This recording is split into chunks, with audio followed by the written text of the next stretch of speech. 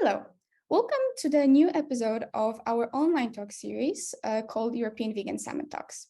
My name is Lena Anna Kuklińska, and I'm a volunteer at the Green REV Institute, the first and only vegan think tank in Poland, the operator of the Future for Food Climate Coalition, and the organizer of the European Vegan Summit.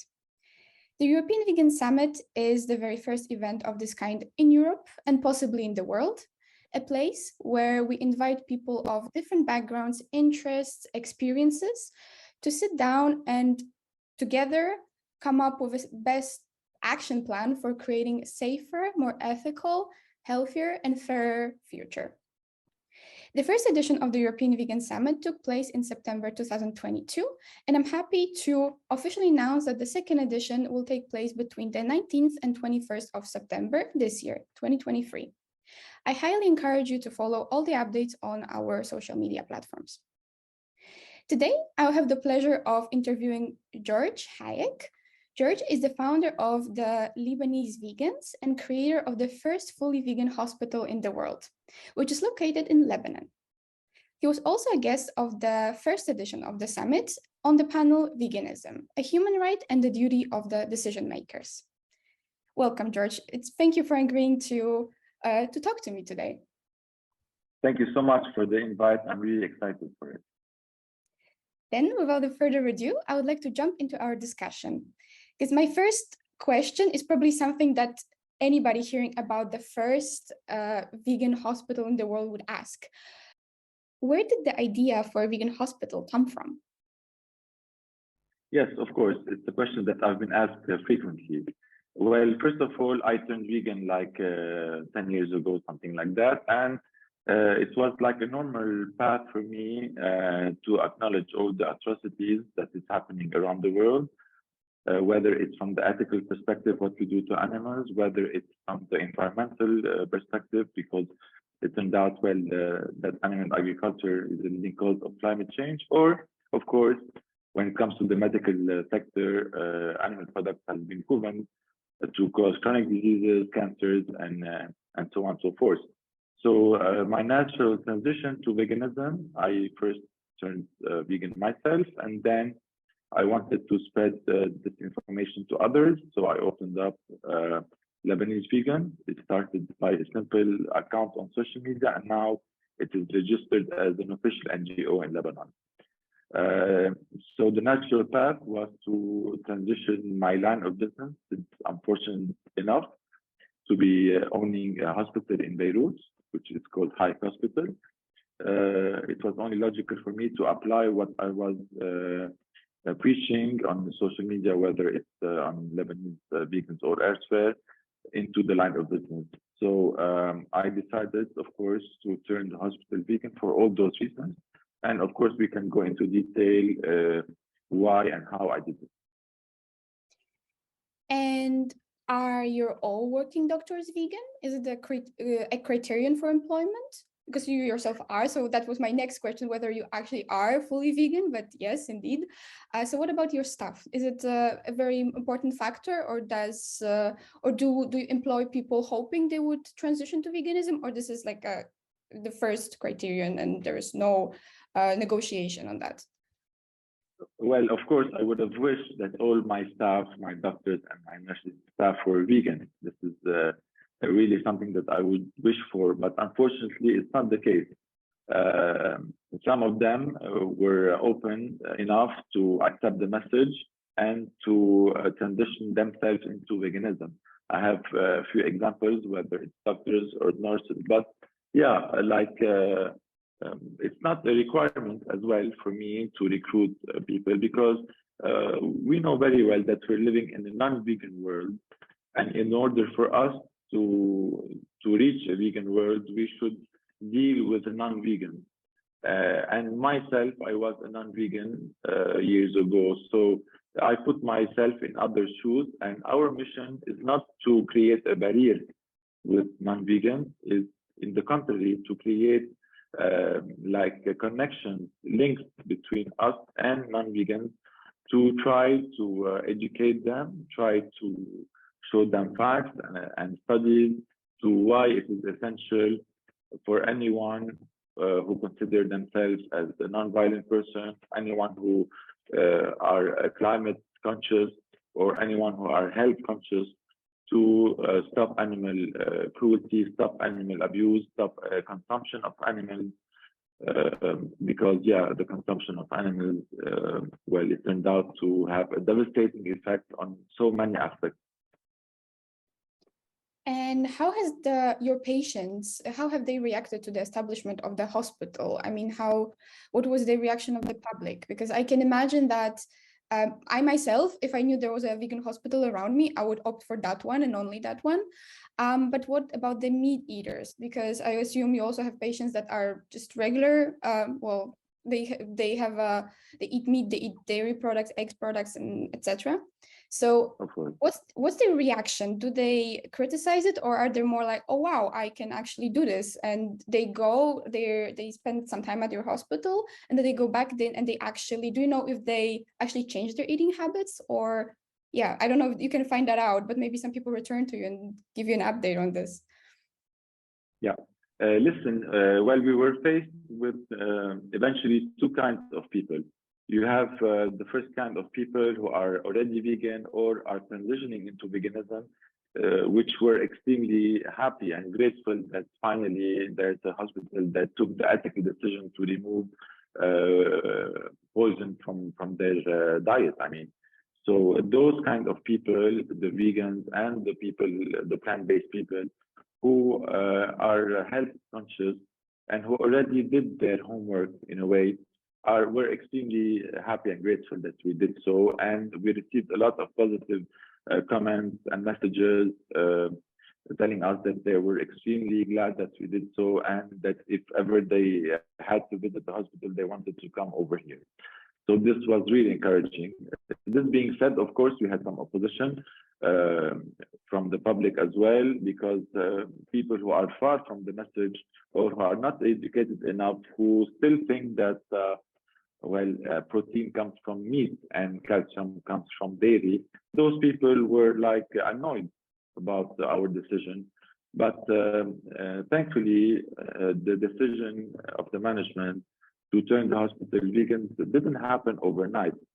Well, we spent like more than 2 years of transitioning period so that we prepare everyone internally and externally to our decision. I didn't want to shock people. I wanted to educate people so that they will be faced with education, with studies, and with facts.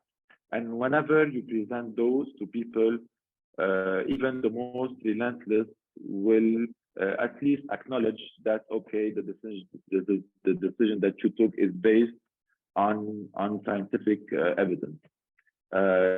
Now, another thing that being a vegan hospital is that we know very well that not all our patients will go back home and will be adopting a plant-based diet. Probably half of them or something like this will go back and be eating meat and dairy. But what I'm trying to forward as a hospital is a message. I mean, when a hospital removes animal products and replaces it with plant-based food, at least it gives the curiosity to people, or it tries to plant the seed to why the hospital did so, and at least it will create like something for anyone to do the research, because we truly believe that we will not be able like to change anyone's mind, but we can trigger people into thinking.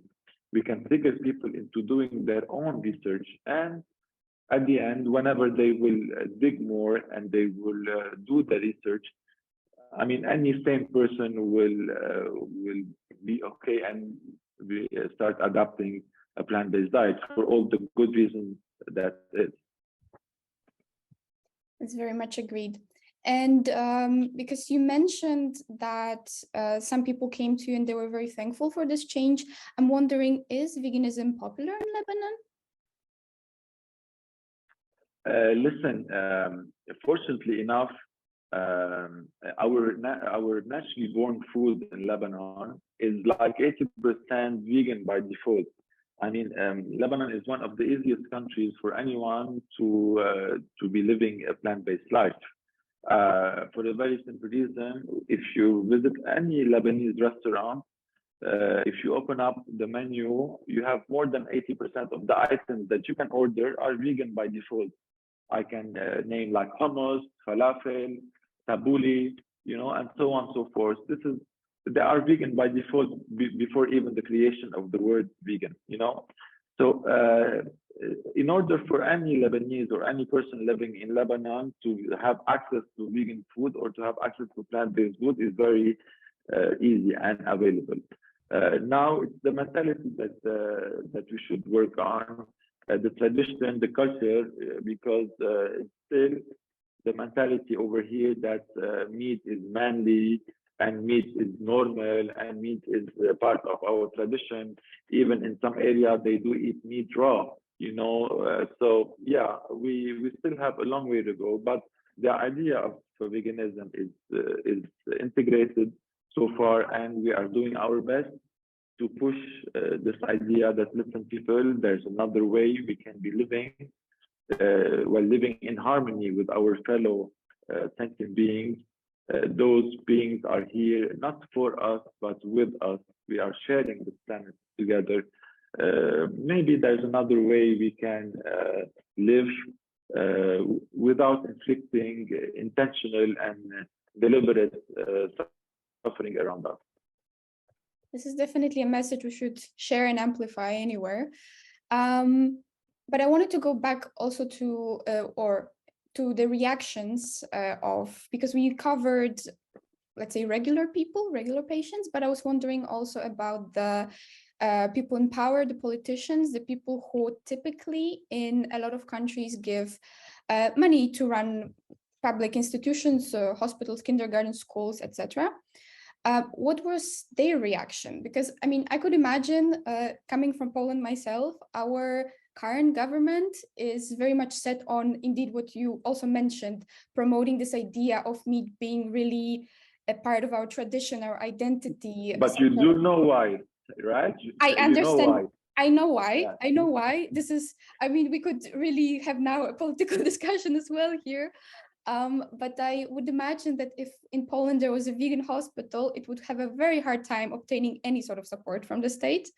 So I'm wondering how it is in Lebanon. How was there any reaction, or was this does the people in power, do they intervene with your work, or do they support it? How is it? Yeah, it's a very good question. Actually, the good thing in our case is that our hospital is a private hospital. It's not run by government. So all the decisions that our hospital is taking is internally and has nothing to do with the government. So this is a major point for us to be able to take decisions that we deem adequate. So the fact that we are not linked to government gives us the freedom to act the way we want to. So this is the first point that I would like to mention. The second point is that the case in Lebanon, since it's been a few years that our country is bankrupt and the government is completely in a very bad position, they are not into any way to try to object or to try to be like kind of a barrier to what we do, because they already have their own problems. The national security, I mean, is at risk. The financial situation is at risk. Of course, we were a bit free to take our decision without the interference of government. Now, going back to Poland or elsewhere, of course, it would be extremely difficult for any hospital, especially if they are linked to the government, if it's not a public institution, to take such measures for the very simple reason, because as you know very well, Lena, that governments are controlled by lobbies. And of course, it's not the lobby of hummus or broccoli, it's the lobby of meat, dairy, and eggs. And we should not forget big pharma, because they all work together. The meat industry, they supply diseases and cancer, and the big pharma supply a lifetime of medication. So, of course, they won't have any advantage, or they won't have any kind of initiative to venture into plant-based and to stop promoting animal products, because they are being paid to promote animal products. They are being paid to integrate eggs and milk to kids, to schools, to universities, to cantinas. So being paid to do so would be very difficult for any institution try to stand against them. So this is why I truly believe that change comes from within. Each one of us has the potential to create a change in his own line of business. I am fortunate enough to be owning a hospital, and since I am vegan, I turned the hospital vegan. Out of a small footage I've witnessed on Facebook years ago, I myself turned vegan and I turned the hospital vegan. This is why we should never underestimate the power of change. We should never underestimate the power of the individual.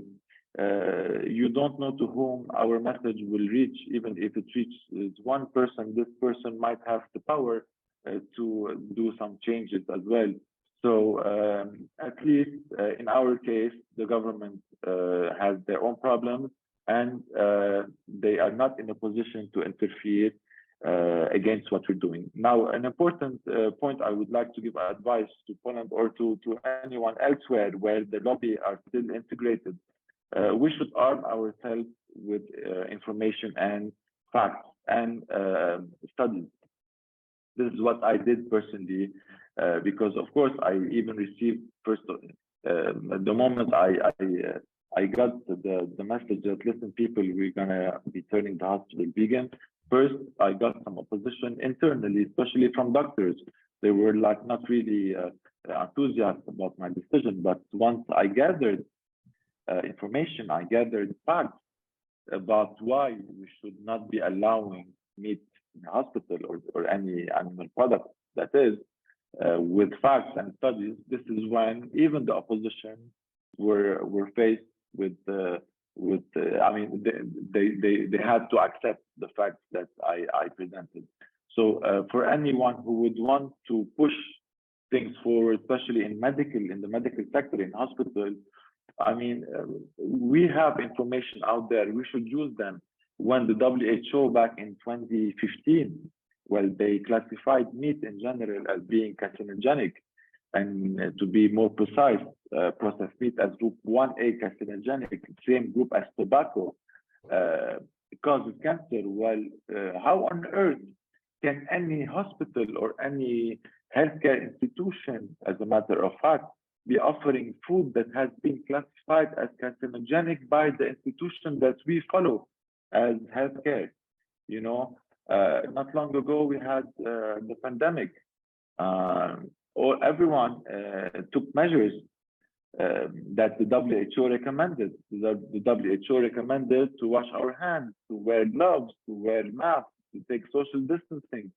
Well, we all abided by those recommendations, but we never like really listened to back into 2015 when the WHO themselves, well, they classified meat as carcinogenic. How on earth, how ethical is it to be offering carcinogenic food in hospitals? Not to forget that not long ago, back in the 70s, hospitals used to offer cigarettes to their patients. You can go to any cafeteria and buy cigarettes. You can even be offered by your doctor, even if you're pregnant, a cigarette in the clinic of the doctor. So I will not be waiting for anyone to tell me that carcinogenic food has no place in hospital. I know that whenever something is classified carcinogenic, same group as tobacco, it's only logical, ethical, and moral to be not offering patients that are suffering mainly from this kind of food in the first place.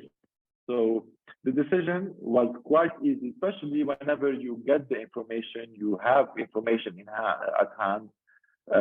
It's very easy to push it, and even though you have an opposition, you can present the fact And whenever I do receive a complaint about why you're not offering food, I always reply in the same way.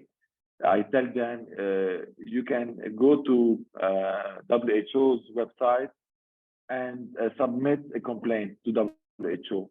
I am not the person who classified meat as carcinogenic, and it's not Lebanese vegans who classified meat as carcinogenic. You have a complaint, fine, you are free to do so, but please submit your complaint to the WHO. And if tomorrow morning they say that no, the meat is not carcinogenic and hummus is carcinogenic, I'll be removing hummus from the menu as well. I mean, that's I think a great response, something that I might start doing myself when people ask me and try to argue, because it's always a battle of facts and misinformation, usually on the other side's part. But knowing this, you gave this very good example of cigarettes that used to be everywhere and they used to be given even to patients. Do you think that one day we'll have only vegan hospitals? Like, how do you see, because you also mentioned that this change is quite slow. It has to come from also us as individuals and what we do and really pushing for the change. Do you think this will ever happen? And if so, when, more or less? Like, how do you think we are on this path that's like the vegan revolution is kind of speeding up, or the plant-based revolution, let's put it this way? Do you think this is, because I myself think that up until a certain point, there was not that much change, at least in some parts. I mean, I can speak of Europe because I only know Europe. There was veganism or vegetarianism even was not very popular up until a certain point when it just started being more and more. I see more and more products every day in the shops, and I meet more and more people who actually make this change. They go vegan or vegetarian. So I think this has been accelerating to an extent.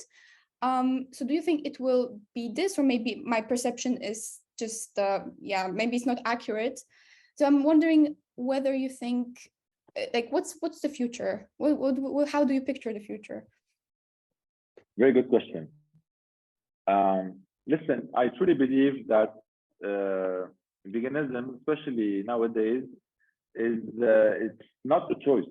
It's an obligation for several factors. First of all, definitely it's immoral what we do to animals. But if we want to talk not emotionally, but like scientifically or fact, what we're doing to our planet is not sustainable. It's very easy. If we continue the way we're doing business today, how we're plumbing our ocean, by 2050 we're going to have a fishless ocean. If we continue raising and breeding livestock more than 80 billion every year, if we continue using our land resources, water resources, and so on and so forth, we practically either gonna need the second planet to continue, or we have to change the way we live. Very easy. Today, not long ago, the Earth reached 8 billion people, the population of Earth today. In a few years, in 10, 20 years, the population will even grow even more. If today, this system is not sustainable, and already today we have more than 1 billion people who are hungry and starving and dying of malnutrition. So the way we are doing business is not sustainable. We're using a lot of resources, and in return, well, we still have people who are dying out of hunger. It only shows that it's wrong. The way we're doing it is wrong. So whether we want to turn vegan because we don't want to inflict suffering to animals, or for any other reason, it's mandatory to change the way we live, and it's mandatory to change our system from animal-based to plant-based if we want to sustain, if we want to preserve our planet, and if we want to not face the ultimate fixed mass extinction, which we are heading to the way we are doing business today. So this is why I have some hope that since we don't have other options, people will have to jump into this train. And we are witnessing companies that are already aware of this fact. Even big companies that are used to produce animal products are now shifting and offering the plant-based option as well. This is not because they are sensitive towards those vegans. No, it's because they are witnessing the change. They are witnessing that the demand is here. This population is growing. Information are being exposed, whether it's from the ethical perspective, the slaughter of animals is being exposed everywhere. People are witnessing the preparation of their own food, because we weren't exposed before. We thought that, well, maybe this animal is kind of happy to have its throat slit and be cut in pieces. Well, today we see that the animal is suffering a lot, and it's really barbaric what we do. So information is out there. Even the climate change information is there, healthcare information is there. So for all those reasons, I'm kind of optimistic that good people will take good decisions. And at the end, I truly believe that the majority of meat eaters are not necessarily bad people. We should try to help them to do the transition for the benefit of all.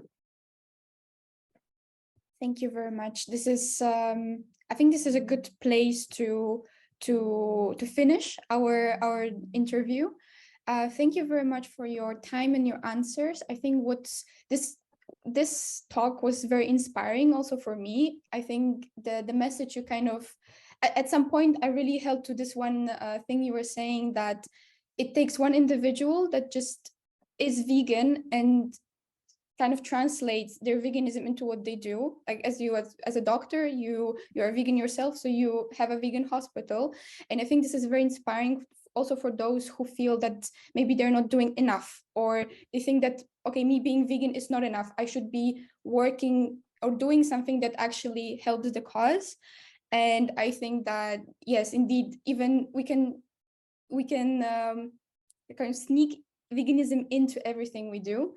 And that's what we should be doing, because that builds this critical mass that we keep talking about, and we envision for the future. I mean, this is the only way we can actually save our planet ourselves. And I think just still consider ourselves ethical species as human beings. So thank you very much for your time. Yeah, and I hope at some point we will have a chance to talk again. Of course, it was really a pleasure talking to you. I really enjoyed your questions, and definitely I look forward to be talking with you again. I warmly encourage our audience to comment their thoughts on what we have discussed today, their impressions of a vegan hospital, their ideas and predictions for the future. I also want to encourage you to follow the European Vegan Summit, the Green REV Institute, and the Lebanese Vegans on all social media platforms. The links will be provided in the description of this video. Thank you for being here today with us. See you soon. Thank you so much.